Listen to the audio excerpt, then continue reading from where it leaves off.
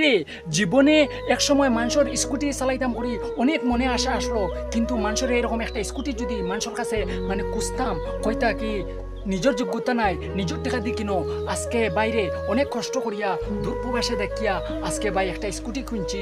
মানে আপনারা সবার কাছে মানে স্কুটিটা কেমন লাগে আপনারা সবাই দোয়া করবার যাতে কোনোদিন খেউ দেয় খেউ আঁকটে না, কিন্তু আল্লাহ তালা সবার মনের আশা একবার পূর্ণ করিয়ে দেয়। কিন্তু একটা ধৈর্য শক্তিটা সবচেয়ে বড় জিনিস, কিন্তু একবার ধৈর্য শক্তি ধরি মানে আপনি এখন লইতে পারবেন না, হয়তো 20 বছর বাদে আল্লাহ তালা আপনার মনের আশাটা পূর্ণ করিয়া দিবা, কিন্তু সবসময় ধৈর্য শক্তি মনে রাখবা, ইনশাল্লাহ আপনার মানে সফলতাটা সবসময় হট টাইম থ্রু হয়ে যাবে। ভিউয়ার্স সকল আপনারা দেখতে পারডা যে স্কুটির মধ্যে বয়াত আছে আমি আপনার তো মানে দেখতে পারডা অনেক সুন্দর অনেক ভালো। তো আপনার কাছে যদি ভালো লাগে দেখে অবশ্যই এই ভিডিওটা শেয়ার করুক আর সবাই দেখ।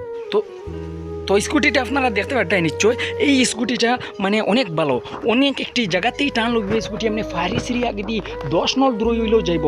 আপনারা কাছে যদি ভালো লাগিয়ে থাকে অবশ্যই একটা শেয়ার একটা লাইক করিয়া আমার পেজের মধ্যে নতুন তাহলে পেজটি ফলো করবা, কারণ মানুষের সবসময় একরকম দিন যায় না। আল্লাহ তালা মনের আশাগুলো সব মানুষের হট মানুষের মনের আশাগুলো পূর্ণ করেন। তো আপনার কাছে যদি আমার কথাগুলো ভালো লাগে থাকে অবশ্যই আপনারা সবাই একটা শেয়ার করতে পারেন। এইটাও বাস্তব বর্তমানে আজকাল উচিত মাতলে বাদ নাই, এটা মানুষ কইন নানি তা ঠিকও ওলা কিছু কুলাঙ্গারের বাচ্চাই আসুন বর্তমান সমাজের মধ্যে মানে কিতা কইতাম ভিউয়ার্স সকল মানে উচিত মাতলে তুমি তার কাছে বাদ আর তার পক্ষে মাতলে খুব ভালো। তো যাই হোক আমার কথাগুলো শুনে ভালো লাগলে আপনারা সবাই